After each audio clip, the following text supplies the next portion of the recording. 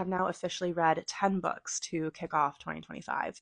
So I'm going to go through all 10 of them and I'm just going to give a simple yes or no on some of my thoughts about them. And I think I'm going to do a yes, no, or maybe for these books because I do truly think that some of them just depend on like how you're feeling at the time. The first book I read was City of Ember for my Nostalgia Reads book club, where we are rereading books that we read in our childhood, and then if there's a movie attached to it, we'll watch the movie as well. For City of Ember, I am going to say maybe. For me, rereading it, it kind of like ruined a little bit of the nostalgia of the book for me.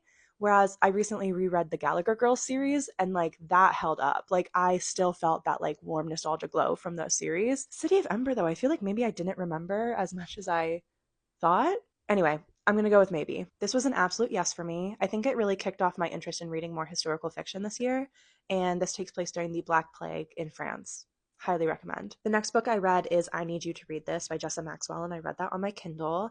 This is a yes for me as well. I would say it's really just a quintessential murder mystery, and it very much follows kind of the same cadence of a lot of murder mysteries or procedurals that you would watch. I did call a lot of the things that were happening, but I still had a really fun time with it. After that was Sunshine and Spice, and this is an absolute yes for me. I really enjoyed it, and our book club conversation was really great. I really liked her. I have mixed feelings about him in general, but I really, really liked her, and I would read more about her story, honestly. Ghost of Waikiki is absolutely a yes for me as well. This, I think, kind of flirts with being a cozy mystery, and I really, really enjoyed it. There is also a romantic element, which kind of caught me off guard, but I wasn't against it. So, yeah, I really like this. Highly recommend. I think The Magnificent Ruins for me is a maybe, but it's more of a yes than a no, if that makes sense. I think this book does a really good job of answering, like how do you react in family situations when you really do not feel in control?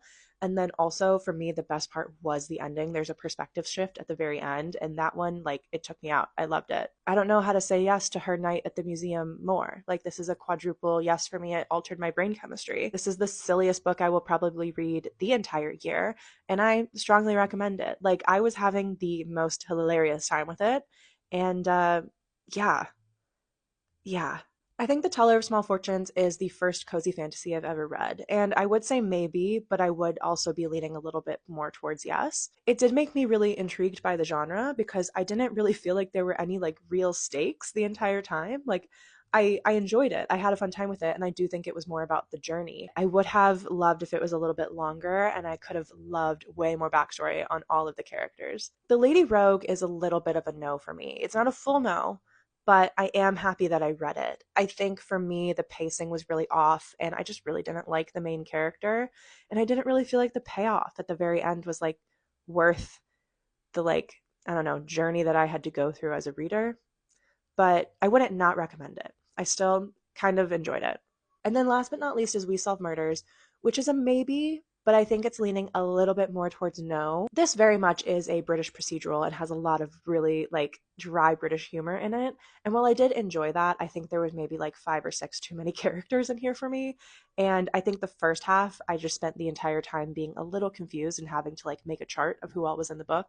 But by the second half, I was enjoying it. And it did like take me a second to get there. But yeah, no, I enjoyed it, but I do think it's more of a maybe. All right, well, these are the first time books that I decided to read this year. I'm thinking in the next few days that maybe I will do a long form content video over on YouTube, getting more in depth into these 10 books and some of my thoughts on them. So if that would be of interest to you, or you would like to follow me on other platforms, I will make the information available here. Thank you so much for watching, and I'll see you next time.